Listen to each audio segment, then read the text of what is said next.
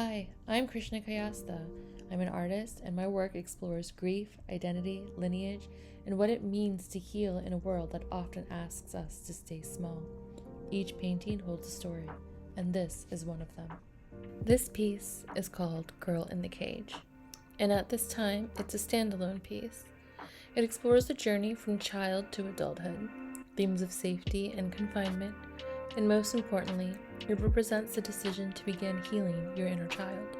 I created this because it felt like a representation of how I felt. A little girl trapped throughout most of my life, trapped by family, society, and myself. The bars aren't put up by little girl originally. They are placed there for you by family and society to keep you safe, teach you the rules, and provide a sense of security. But at some point, you start putting up the bars on your own, narrowing the possibilities of joy in your life, moving the bar of success further and further away until one day, you wake up and realize you are trapped. Fault isn't the objective here. This was a collective effort, but it will be up to you to break it down. First yourself, then the previous versions of yourself. This painting holds such weight and pride for me because the decision to do the work is the hardest step to take, to continue to go back in there, the cage, and get the rest of you out. It's such a declaration of love to oneself and those around you. When you learn to love all parts of yourself, you'll find it easier to love and support others. You also represent what is possible. The heart of this piece is about how various versions of you may not want to leave the cage, how parts of you may feel indifferent to life outside and the patience involved in just showing up and waiting until they are ready. I didn't give the adult any tools to destroy the cage either, because I don't feel that is necessary.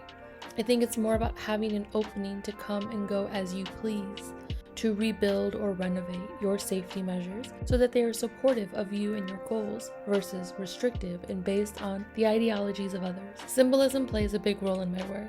In this painting, having little girl only showing her back represents how memory can be fickle. We can't always accurately retain experiences and conversations, but our bodies will hold what it believes to be true. Again, the objective isn't fault. The flowers and vines are heavier on the side of the younger children because I feel kids are so incredibly adaptable. They can normalize any situation, and I don't mean this in a romanticized way, but in the sense that we can all tell ourselves beautiful lies to stay where it is familiar. The latch is the next area where I'd like to bring your attention. You'll notice there isn't a heavy padlock keeping the girls in. It's a simple latch. Difficult to reach, yes, but not impossible. I didn't want to add a lock because I felt like that gave too much power to outside forces, and I really wanted this piece to focus on the internal, the self. For the clothing, the girls in the cage all coordinate and match the aesthetic of the cage. I wanted to emphasize the sense of belonging in the cage and make a clear distinction for the outsider via the color of the adult women's clothes.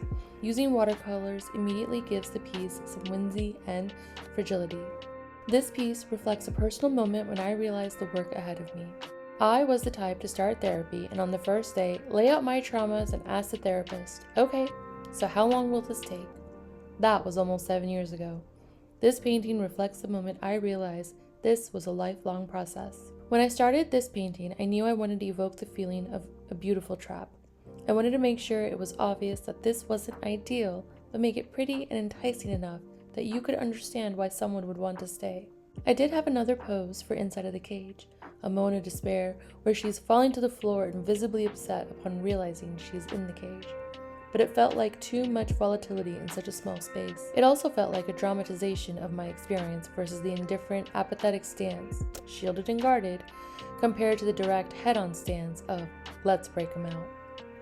I experimented with watercolor markers and brushes to get the desired effects. I was hesitant to use watercolor markers, but they gave me such control in adding the floral aspects at the end, without jeopardizing the base painting. I feared the excess water would create runs and blotches in the work I had already accomplished. Testing various brushes and brush strokes to paint the faces was also a great effort. I haven't really painted faces outside of my sketchbook. The most challenging part of this piece was deciding how far I wanted to go in beautifying the cage. The painting felt flat with just the girls and the cage floating on the paper. I stabilized it with the wood flooring, and then it was just a matter of refining the cage. I painted a few mock-ups with larger blooms or just pen ink illustrations, but none of that felt like it fit the overall aesthetic. It felt forced.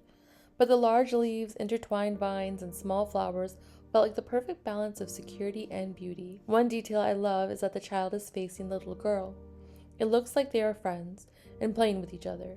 Being the oldest child, I had always wanted an older sibling, and this moment between these two makes me feel like maybe there was someone always looking out for me. This piece taught me that every version of me has multiple needs and stories to unpack, but at the core, it's all about love and acceptance. I hope when people see this, they feel the pull to their inner selves and can meet them with love and compassion. I'd love to hear what you see in this piece. What does it make you think of?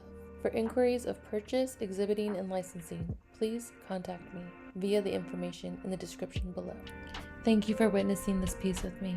If it has moved you or made you think of your own experience in a different way, I'd love for you to stay connected. You can find more of my work, writings, and reflections at www.serenademysoul.com.